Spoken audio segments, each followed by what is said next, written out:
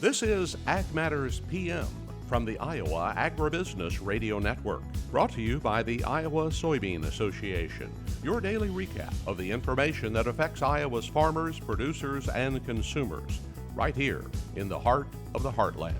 With reports from our award-winning broadcast team of Dustin Hoffman, Riley Smith, and Mark Magnuson. Now, from the IARN studios in Des Moines, here's Dustin Hoffman. Well, good day, everyone, and welcome to Ag Matters PM from the Iowa Agribusiness Radio Network. I'm Dustin Hoffman. Today is Friday, April 28th, 2023. We're so glad you could join us. Coming up in today's program, we talk about the new E15 summer waiver with Iowa Ag Secretary Mike Naig. We take a look at that ag weather outlook, but first, let's run down those markets. It's time now for the Ag Matters PM Closing Market Summary, your source for market analysis and settlement prices from the day's trade in Chicago, courtesy of the folks at agmarket.net. We're at the end of another trading day, and it's time to turn to Curt Kimmel of agmarket.net. Curt, what did we see in those grain trades today? Oh, it's just a brutal week, a brutal month in general. There's no saying the market takes the stairs up and the elevator straight down. A lot of negative news, a lot of concern about the marketplace. We saw month-end positioning. Friday was the end of the month. First notice day for the grains. Deliveries about expected. Wheat deliveries came in at 854 contracts. Bean oils 199 contracts. 52 oat deliveries. There was no corn, bean, or meal deliveries take place. So got those out of the way. Now we'll focus on next weekend through here, but main thing this past week was the Chinese corn purchases being canceled, 600,000 tons. As everyone knows, most analysts are starting to downgrade the export number here. I don't think it'll show up a whole lot on this May report. It'll probably be more so in the June, but you start taking away some exports, that increases the carry out. But we'll see how that goes here as we move forward. South America discount is still there, but it's starting to narrow up a little bit. Brazil's well into the mid-90s on harvest progress, so harvest pressure in Brazil ought to start to slow down some. One thing we did see here as we went into Friday was Argentine forecast on production was downgraded again in through here, and so that Argentina bean crop keeps getting smaller and smaller. Even though, they're trying to get a yield on it, got to remember some of those acres were going to be abandoned or moved to the side here. So hopefully a lot of those extra beans in Brazil will move into Argentina. Another factor we saw that kind of kept a lid or pushed prices a little this week was the Canadian acreage production estimates. The wheat numbers kind of at the higher end of expectations, but a lot of that spring survey was before, this cold weather, wet weather kind of held around. Expectations were, their forecast would cooperate a little bit better, but we'll see how much of that crop comes through. Thing about the forecast is it's dry. Planting progress remains fairly brisk. Through central Illinois into Indiana, we're seeing beans pretty well wrapped up, except for some seed beans in some areas. Other areas are a little heavier on the corn. It's highly variable, but we're going to see another good jump in this planting progress in through here. Locally, we're a little dry. Forecast-wise, you'd like to see rain in the forecast, but we've just had showers in our forecast, and we continue to miss that. So we'll see what that does here as we move forward. We're still early and a lot of time to go. Seasonally, this time of year, it's kind of disappointing to see the market go down because when we're in the field working, a lot of the grain's taken off the marketplace, and usually we'll see a seasonal up. If you look at long-term seasonalities, the grain market usually moves higher into May and June, but we're moving contra-seasonal. That means we're moving the opposite of what we normally do.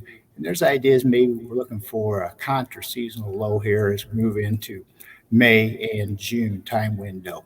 Technically, it was a nasty week on the week. July corn is down about 30 cents. D's corn down 20. July beans down 29 cents. November beans down 21 cents a bushel. July wheat, Chicago was down 39. cents a bushel. So it was down at the lower end. But on the positive part is we did see some daily hook price reversals to the upside. On Friday, we made a new low here today. On Friday, was able to close higher. So technically, that's supportive if we see some follow through buying action as we go into next week. Uh, on the chart, on the beans, we matched about last month's low pretty close. So the technicians will hopefully talk about a double bottom in the beans and see some recovery. Uh, the other thing to watch continue is sugar and gas demand. This gas demand continues to be fairly brisk. And so hopefully that'll spill over and help the ethanol side of the equation. Monday, May Day, holiday. Worldwide, we have regular U.S. grain markets Monday, but some of these other countries could be on holiday as we see that holiday celebrated around the world there, Dustin. All right, moving over to the livestock side of things, what do we see in those cattle and hog markets? So stable. We survived this week through the cattle and feed report, even though a higher placement number. Cattle was able to finish unchanged, higher on the week.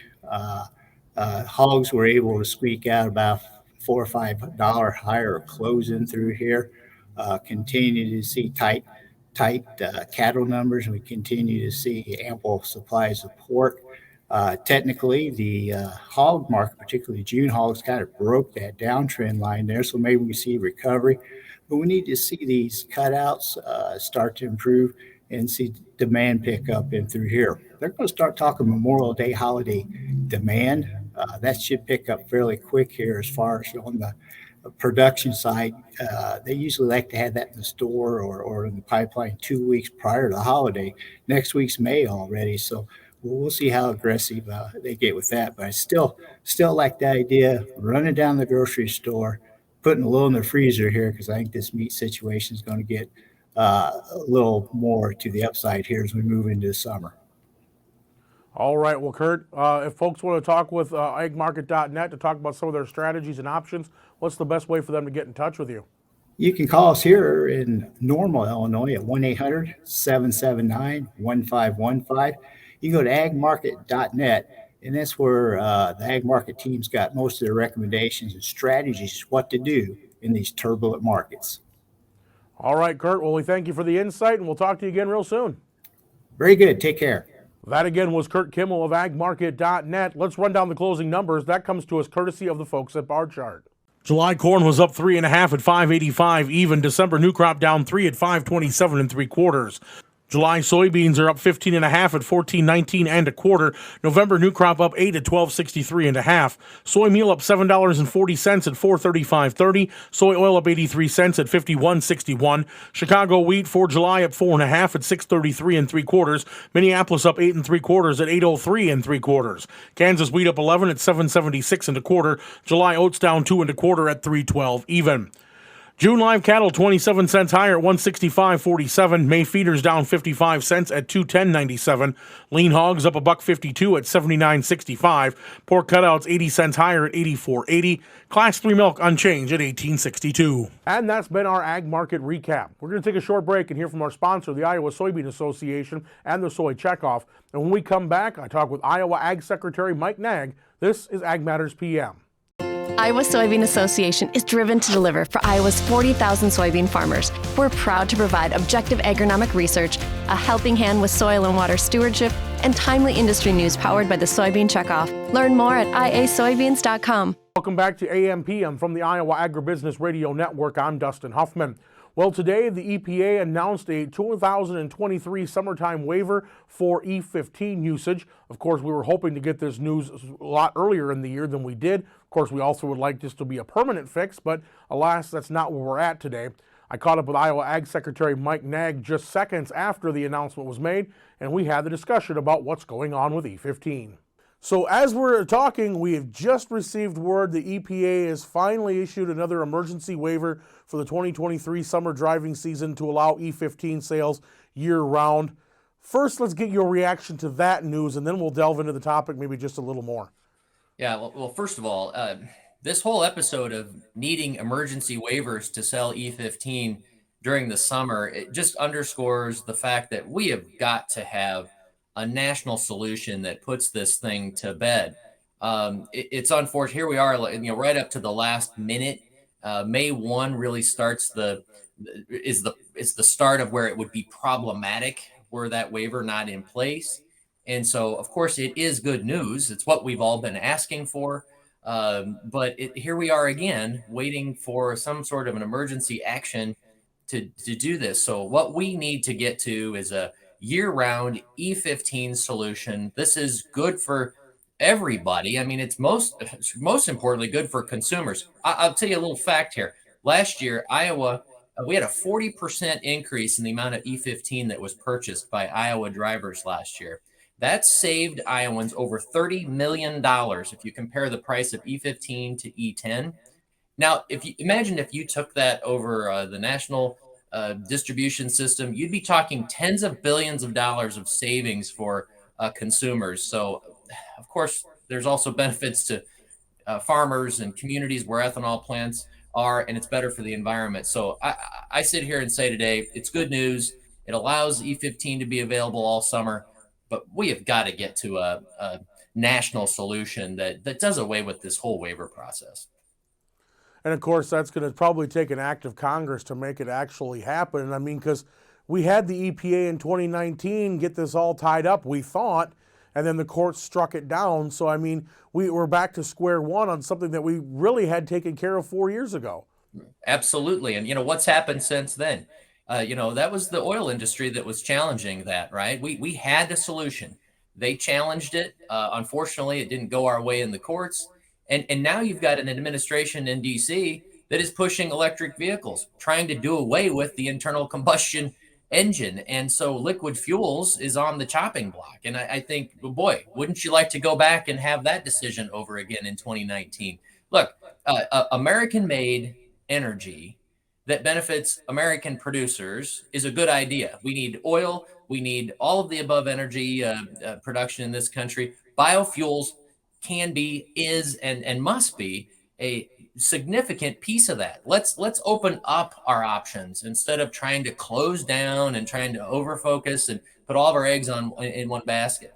Look, again, I can talk about the benefits of this all day, but you and I both know when a consumer pulls up to the pump and sees the beneficial difference between E15 and E10 to their pocketbook, that's one of the most important things. And again, Iowans are voting with their pocketbooks, 40% increase last year. Let's unleash that. Let's get even more E15 availability in the state. Even more folks will be able to benefit. Well, what's really hard to understand is, the Biden administration has come forth with this whole idea of, environmental laws and environmental regulations and trying to benefit the environment, which is something I don't see many people really disagreeing with as a bad idea, but they've come so focused on these EVs, it seems like they're worried more about the electric vehicle industry than they are the environment when we have a solution right in front of us right now. The administration came out with this big goal that they want to move to EVs, that all light vehicles by 2032 will be electric vehicles. And they want to unleash the, quote, creativity and the innovation of the automotive industry. Well, what about the creativity and the innovation of the biofuels industry now for the last 20, 25 years? At the time, the country called on Americans to figure out energy independence. And the response was there. It meant more domestic energy exploration. It meant the creation of the biofuels industry. And now, right, we're focused seemingly on this one solution. By the way, an electric vehicle solution that requires importing batteries and rare earth minerals from all over the world. I simply ask this. When you put a battery into a car, an electric vehicle, or you pump gallons of biofuels or homegrown energy into a fuel tank, who benefits? I'm going to go with the thousands of farmers and Iowans and Midwesterners and Americans that benefit from every gallon of ethanol that's produced, or biodiesel, or renewable diesel. That's what I would ask folks to think about. Who benefits when one is used versus the other? That again was Iowa Ag Secretary Mike Naig. We'll have more comments from him coming up on this weekend's edition of Weekend Ag Matters through your Iowa Agribusiness Radio Network affiliates. Now, let's run down that ag weather outlook. Well, the sun's been here and there, sometimes behind the clouds, sometimes it's been out and bright, but We know there is some rain heading our direction. Maybe not a lot, but anything is welcome right now. Let's take a look at what the National Weather Service has in store for the state for the next 24 hours. Definitely saw a mixture of clouds and sun here throughout the day today. We saw highs anywhere from the mid-50s to the low 70s with a few showers here scattered out throughout parts of the state. Now tonight those showers will continue to push eastward across the state and clouds will begin to dissipate behind it, and we'll see lows anywhere from the mid-30s to the mid-40s.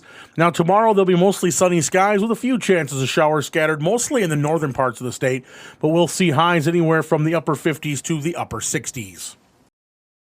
Looking at the affiliate weather forecast for you for tomorrow, in Cherokee, expect mostly sunny skies with a chance of showers in 58. Shenandoah, sunny in 69. Des Moines, mostly sunny, chance of showers in 62. Albia will also be a chance of showers under mostly sunny skies, though, in 62. Waterloo, chance of showers and storms and cloud cover in 57. Clinton, showers and thunderstorms and a high of 58 degrees. For detailed forecasts in your area, tune to your local Iowa Agribusiness Radio Network affiliate. And that's been our Ag Weather Outlook. And with that, we're at the end of today's show. You can find all our content online at iowaagnet.com. You can also follow us on Facebook, Twitter, LinkedIn, TikTok, and on our YouTube channel. And while you're there, don't forget to subscribe and hit the bell icon so you're notified each time we put a new video out. You can also subscribe to our free Twice Daily Market podcast on Google, Amazon, Apple, Spotify, and Podbean.